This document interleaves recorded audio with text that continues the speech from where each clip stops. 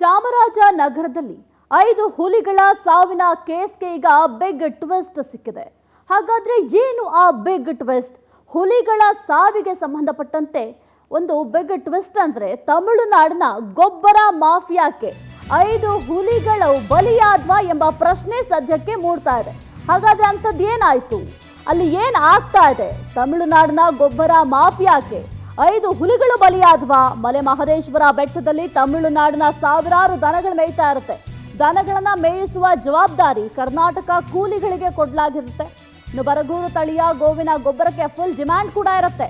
ತಮಿಳುನಾಡು ಮತ್ತು ಕೇರಳದಲ್ಲಿ ಈ ಗೋವಿನ ಗೊಬ್ಬರಕ್ಕೆ ಭಾರಿ ಡಿಮ್ಯಾಂಡ್ ಇದೆ. ಇದನ್ನೇ ಬಂಡವಾಳ ಮಾಡಿಕೊಂಡು ತಮಿಳುನಾಡಿನಿಂದ ಮಾಫಿಯಾ ಮಾಡಲಾಗ್ತಾ ಇದೆ. ಚಾಮರಾಜನಗರದಲ್ಲಿ 5 ಹುಲಿಗಳ ಸಾವಿನ ಕೇಸ್ಗೆ ಬಿಗ್ ಟ್ವಿಸ್ಟ್ ಸಿಕ್ಕಿದೆ. ತಮಿಳುನಾಡಿನ ಗೊಬ್ಬರ ಮಾಫಿಯಾಗೆ ಸಂಬಂಧಪಟ್ಟಂತೆ ಇದೀಗ ಏನು 5 ಹುಲಿಗಳ ಸಾವಾಗಿತ್ತು, ಈ ಪ್ರಕರಣಕ್ಕೆ ಸಂಬಂಧಪಟ್ಟಂತೆ ಒಂದು ಮಾಫಿಯಾ ಬಗ್ಗೆ ತಿಳಿದು ಬರ್ತಾ ಇದೆ. ಮಹದೇಶ್ವರ ಬೆಟ್ಟದಲ್ಲಿ ಗೋವುಗಳನ್ನ ಮೇಯಿಸಲು ನಿರ್ಬಂಧ ಇದೆ. ಆದ್ರೂ ಗೋವುಗಳನ್ನ ಮೇಯಿಸಿ ರೂಲ್ಸ್ ಬ್ರೇಕ್ ಮಾಡಿದ ದಂಧೆಕೋರರು. ಕೇರಳಕ್ಕೆ ದನದ ಗೊಬ್ಬರ ಮಾರುವ ಮಾಫಿಯಾ ಹಿಂದಿನಿಂದಲೂ ಕೂಡ ಇದೆ. ಇದೇ ಮಾಫಿಯಾಕ್ಕೆ 5 ಹುಲಿಗಳ ಸಾವಿಗೆ ಕಾರಣ ಆಯ್ತಾ ಎಂಬ ಪ್ರಶ್ನೆ ಮೂಡ್ತಾ ಇದೆ. ಕಾಡಂಚಿನ ಹಳ್ಳಿಗಳಲ್ಲಿ ಕಾಣ ಸಿಗುವ ಬೃಹದಾಕಾರದ ಗೊಬ್ಬರದ ರಾಶಿ, ಈ ಭಾಗದಲ್ಲಿ ದನಗಳನ್ನ ಮೇಯಿಸೋದ್ರಿಂದ ರಾಶಿ ರಾಶಿ ಗೊಬ್ಬರ ಸಿಗುತ್ತೆ. ಬರಗೂರು ದನಗಳಿಂದ ಸಂಗ್ರಹವಾಗುವ ಲೋಡ್ ಗಟ್ಟಲೆ ಗೊಬ್ಬರಗಳು ಇನ್ನು ತಮಿಳುನಾಡಿನ ಬರಗೂರು ತಳಿಯ ದನಗಳಿಂದ ಗೊಬ್ಬರ ಸಂಗ್ರಹ ಮಾಡಲಾಗುತ್ತೆ. ಗುತ್ತಿಗೆ ಆಧಾರದ ಮೇಲೆ ದನಗಳ ಗೊಬ್ಬರ ಬೇರೆ ರಾಜ್ಯಕ್ಕೆ ಮಾರಾಟ ಮಾಡ್ತಾರೆ. ಮಹದೇಶ್ವರ ಬೆಟ್ಟದಲ್ಲಿ ಗೋವುಗಳನ್ನ ಮೇಯಿಸಲು ನಿರ್ಬಂಧವನ್ನ ವಿಧಿಸಲಾಗಿದೆ. ಆದರೂ ಕೂಡ ಈ ರೀತಿಯಾಗಿ ಮಾಫಿಯಾವನ್ನ ಮಾಡ್ತಾ ಇದ್ದಾರೆ. ಆದರೂ ಕೂಡ ಗೊಬ್ಬರ ಮಾಫಿಯಾವನ್ನ ಮಾಡ್ತಾ ಇದ್ದಾರೆ. ಈ ಗೊಬ್ಬರ ಮಾಫಿಯಾಗೆ ಹುಲಿಗಳು ಬಲಿಯಾದ್ವಾ ಎಂಬ ಪ್ರಶ್ನೆ ಸದ್ಯಕ್ಕೆ ಮೂಡ್ತಾ ಇದೆ. ದೇಸಿ ಗೊಬ್ಬರಕ್ಕೆ ಕೇರಳ ಹಾಗೂ ತಮಿಳುನಾಡಿನಲ್ಲಿ ಭಾರಿ ಡಿಮ್ಯಾಂಡ್ ಇದೆ. ಈ ಭಾಗದಲ್ಲಿ ಹಳ್ಳಿಕಾರ ತಳಿಯ ದನ ಕರುಗಳು ಕ್ಷೀಣಿಸ್ತಾ ಇದೆ. ಹೈಬ್ರಿಡ್ ದನಗಳ ಗೊಬ್ಬರಕ್ಕೆ ಯಾವುದೇ ಬೇಡಿಕೆ ಇಲ್ಲ. ಬರಗೂರು ತಳಿಯ ಗೊಬ್ಬರದಲ್ಲಿ ಸಾವಯವ ಅಂಶ ಹೆಚ್ಚಾಗಿರುತ್ತೆ.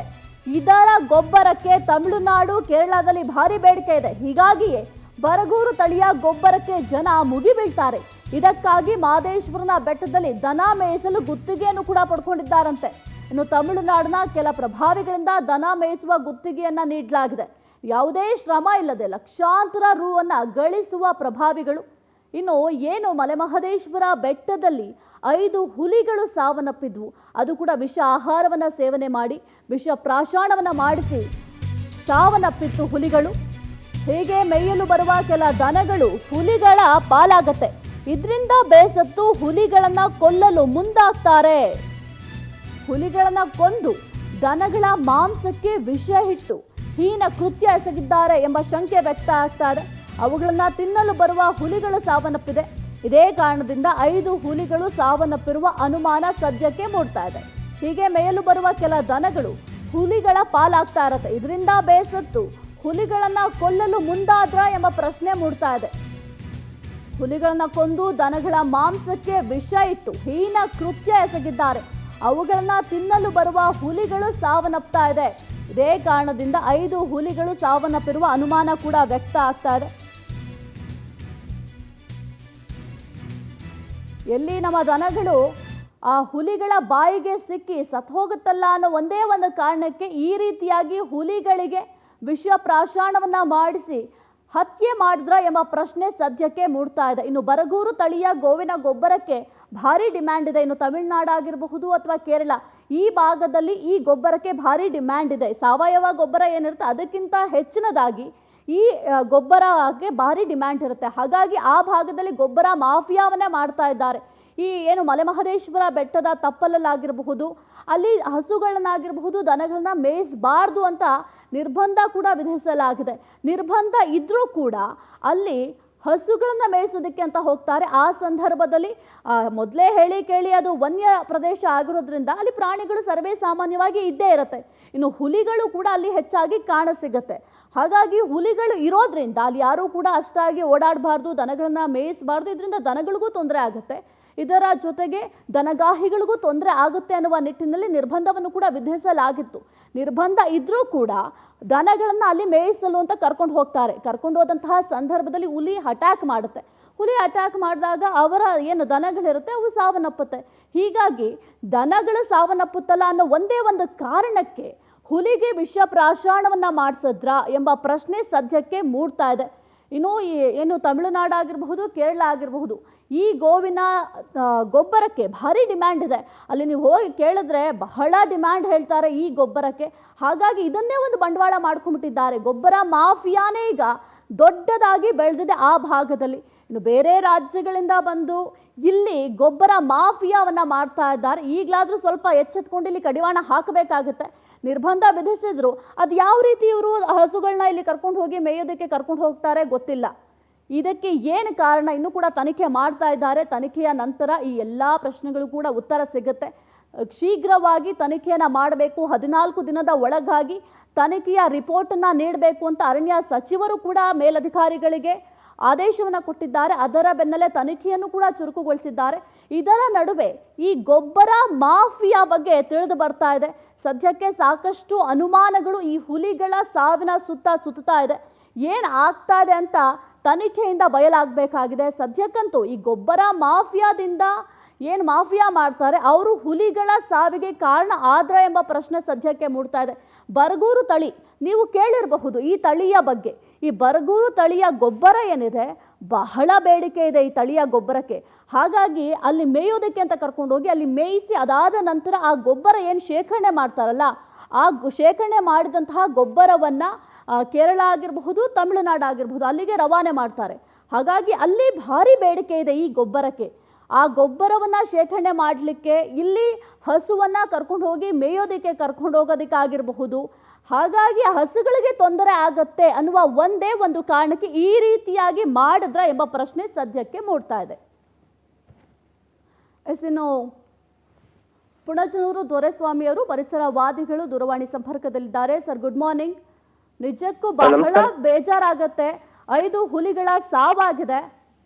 ಇನ್ನು ಅಲ್ಲಿ ಮಾಫಿಯಾ ನಡೀತಾ ಇದೆ ಅಂತ ಕೇಳಿ ಬರ್ತಾ ಇದೆ. ಏನ್ ಆಗ್ತಾ ಇದೆ ಸರ್? ಕಾಡನ್ನ ನಾಶ ಮಾಡೋದಕ್ಕೆ ಪ್ರಯತ್ನ ಮಾಡ್ತಾ ಇದ್ದಾರಾ ಅಂತ?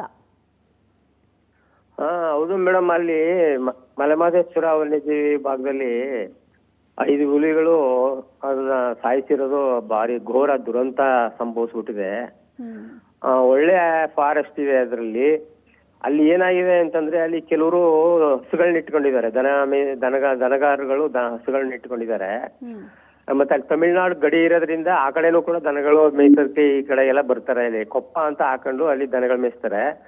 ಅವಾಗ ಹುಲಿ ಏನಾದ್ರು ಹಸುವನ್ನ ಹಿಡಿದ್ರೆ ಆ ಹಸುಗೆ ಇದು ವಿಷ ಪ್ರಶಾಸನ ಅಂತಂದ್ರೆ ವಿಷ ಹಾಕ್ತಾರೆ ಅಂತಂದ್ರೆ ಈ ಪಾಲಿಡಲ್ ಅಂತ ಇದೆ ನೋಡಿ, ಅದನ್ನ ಊದ್ಬಿಡ್ತಾರೆ. ಅದು ಅದೇನಾಗುತ್ತೆ, ಹುಲಿ ಫಸ್ಟ್ ಹಿಡಿದ್ಬಿಟ್ಟು ಸ್ವಲ್ಪ ತಿಂದ್ಬಿಟ್ಟು ಅದು ವಾಪಸ್ಸು ಹೋಗಿರ್ತದೆ. ಅದು ಹೋದಾಗ ಇವರು ದನಗಳು ಹುಡಿಕೊಂಡ್ ಬರ್ತಾರೆ. ದನಗಳು ಹುಡಿಕೊಂಡ್ ಬಂದಾಗ ಅಲ್ಲಿ ಹಸು ಸತ್ತಿದ್ರೆ ಹಸುಗೆ ಅದನ್ನ ಹಾಕ್ಬಿಡ್ತಾರೆ. ಮತ್ತೆ ಹುಲಿ ಹೋಗಿ ಅದನ್ನ ತನ್ನ ಮರಿಗಳ ಜೊತೆ ಕರ್ಕೊಂಡೋಗಿ ತಿಂದ್ಬಿಟ್ಟು ಅದು ಆತರ ಆಗಿ ಸತ್ತೋಗಿದೆ ಅಂತ ನನ್ನ ಇದು ಅನುಭವ. ಅದು ಈ ಭಾಗದಲ್ಲೆಲ್ಲ ಆತರ ಹಿಂದಿನಿಂದಲೂ ನಡೀತದೆ, ಈಗಲೂ ಕೂಡ ನಡೀತಾ ಇದೆ. ಮಾಫಿಯಾ ಅಂತಂದ್ರೆ ಅಲ್ಲಿ ತಮಿಳ್ನಾಡಿನವರು ಅಲ್ಲಿ ಕಳ್ಳಬೇಟೆಗಳು ನಡತಾನೆ ಇರ್ತವೆ, ಇದಾಗಿ ನಡೀತಾನೆ ಇರ್ತವೆ. ಕಳ್ಳಬೇಟೆ ಶಿಬಿರಗಳು ಕೂಡ ಅಲ್ಲಿ ಮಾಡಿದ್ದಾರೆ. ಆದ್ರೂ ಕೂಡ ಅದು ಸರಿಯಾಗಿ ಅರಣ್ಯ ಇಲಾಖೆಯವರು ಕಾರ್ಯನಿರ್ವಹಿಸ್ತಾ ಇಲ್ಲ. ಅಲ್ಲಿ ಸಣ್ಣ ಪುಟ್ಟ ಅಲ್ಲಿ ಕಾವಲು ಕಾಯ್ತಕ್ಕಂತ ವಾಚರ್ಗಳು, ಗಾರ್ಡ್ಗಳು ಇವ್ರುಗಳಿಗೆ ಯಾರಿಗೂ ಕೂಡ ಕೆಲವ್ರಿಗೆ ಸಂಬಳನೂ ಕೊಟ್ರೆ ಅವ್ರಿಗೆಲ್ಲ ನೋಯಿಸ್ತಾ ಇದ್ದಾರೆ ಅವರು ಅಲ್ಲಿ ಮುಖ್ಯ ಅರಣ್ಯಾಧಿಕಾರಿಗಳು. ಹೀಗಾಗಿ ಕೆಲವರು ಅದನ್ನ ಕೋಪಕ್ಕಾಗಿ ಅಲ್ಲಿ ಹೋಗೋದು ಇಲ್ವೋ ಅಥವಾ ಆ ಕಡೆಯಿಂದ ಸರಿಯಾಗಿ ಕಾವಲು ಕಾಯ್ದೆ ಇರೋದ್ರಿಂದ ಈ ತರ ಸಂಭವಿಸ್ಬಿಟ್ಟಿದೆ ನೋಡಿ. ಹುಲಿ ಅದು 1 ತಾಯಿ ಹುಲಿ, 3 ಹೆಣ್ಣು ಹುಲಿ, 1 ಗಂಡು ಮಗು, ಅದು ಬಹಳ ಅನ್ಯಾಯ ಆಗಿದೆ, ಘೋರ ದುರಂತ ಸಂಭವಿಸಿದೆ. Okay, thank you sir power TV ಜೊತೆ ಮಾತನಾಡ್ಲಿಕ್ಕೆ. ಈಗಲಾದ್ರೂ ಅರಣ್ಯ ಇಲಾಖೆಯವರು ಎಚ್ಚೆತ್ಕೊಂಡು ಏನ್ ಸಮಸ್ಯೆ ಆಗ್ತಾ ಇದೆ ಅದನ್ನ ನೋಡ್ಬೇಕಾಗತ್ತೆ. ಚಾಮರಾಜನಗರದಲ್ಲಿ ವಿಷ ಉಣಿಸಿ 5 ಹುಲಿಗಳ ಹತ್ಯೆ ಆಗಿತ್ತು. ರಾಜ್ಯ ಸರ್ಕಾರದಿಂದ ಎಪಿಸಿಸಿಎಫ್ ಕುಮಾರ್ ಪುಷ್ಕರ್ ನೇತೃತ್ವದಲ್ಲಿ ತನಿಖೆಯನ್ನ ಮಾಡಲಾಗ್ತಾ ಇದೆ. ಕೇಂದ್ರ ಸರ್ಕಾರದಿಂದ 2 ಅಧಿಕಾರಿಗಳು ಎಸ್ಐಟಿ ರಚಿಸಿ ತನಿಖೆಯನ್ನ ಮಾಡಲಾಗ್ತಾ ಇದೆ. ಕೇಂದ್ರ ಸರ್ಕಾರ ಹಾಗೂ ರಾಜ್ಯ ಸರ್ಕಾರದಿಂದ ಪ್ರತ್ಯೇಕವಾಗಿ ತನಿಖೆಯನ್ನ ಮಾಡಲಾಗ್ತಾ ಇದೆ.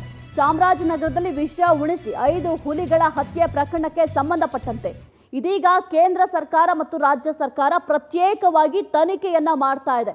ರಾಜ್ಯ ಸರ್ಕಾರದಿಂದ ಎಪಿಸಿಸಿಎಫ್ ಕುಮಾರ್ ಪುಷ್ಕರ್ ನೇತೃತ್ವದಲ್ಲಿ ತನಿಖೆ ಮಾಡ್ತಾ ಇದ್ದಾರೆ. 5 ಹುಲಿಗಳಿಗೆ ವಿಷ ಹಾಕಿದ ಆರೋಪಿ ಪತ್ತೆಗಾಗಿ ತೀವ್ರ ತನಿಖೆಯನ್ನ ಮಾಡಲಾಗ್ತಾ ಇದೆ. ಕೊಪ್ಪ, ಗಾಜನೂರು ಮತ್ತು ಮೆಣ್ಯಂನಲ್ಲಿ ಅಧಿಕಾರಿಗಳು ಸದ್ಯಕ್ಕೆ ಬೀಡು ಬಿಟ್ಟಿದ್ದಾರೆ. ಹನೂರು ತಾಲೂಕಿನ ಈ 3 ಭಾಗದಲ್ಲಿ ಮಾಹಿತಿ ಸಂಗ್ರಹ ಕೂಡ ಮಾಡಲಾಗ್ತಾ ಇದೆ. ಕಾಡಂಚಿನ ಪ್ರದೇಶಕ್ಕೆ ದನ ಮೇಲು ಬಿಡ್ತಿದ್ದವರ ಮಾಹಿತಿಯನ್ನ ಸಂಗ್ರಹ ಮಾಡಲಾಗ್ತಾ ಇದೆ.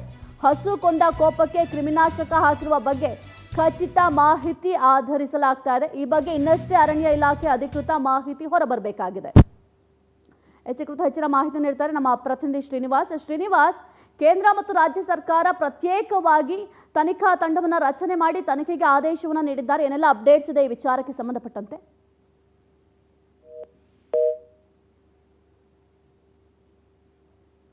ಓಕೆ, ಮತ್ತೆ ಸಂಪರ್ಕ ಮಾಡ್ತೀವಿ.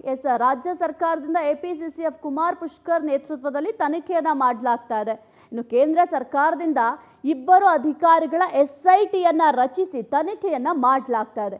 ಕೇಂದ್ರ ಸರ್ಕಾರ ಮತ್ತು ರಾಜ್ಯ ಸರ್ಕಾರ ಪ್ರತ್ಯೇಕವಾಗಿ, ಏಕೆಂದರೆ ಈ ಪ್ರಕರಣವನ್ನ ಬಹಳ ಸೀರಿಯಸ್ ಆಗಿ ಕೇಂದ್ರ ಮತ್ತು ರಾಜ್ಯ ತಗೊಂಡಿರೋದ್ರಿಂದ ಪ್ರತ್ಯೇಕವಾಗಿ ತನಿಖೆಯನ್ನ ಮಾಡ್ತಾ ಇದ್ದಾರೆ.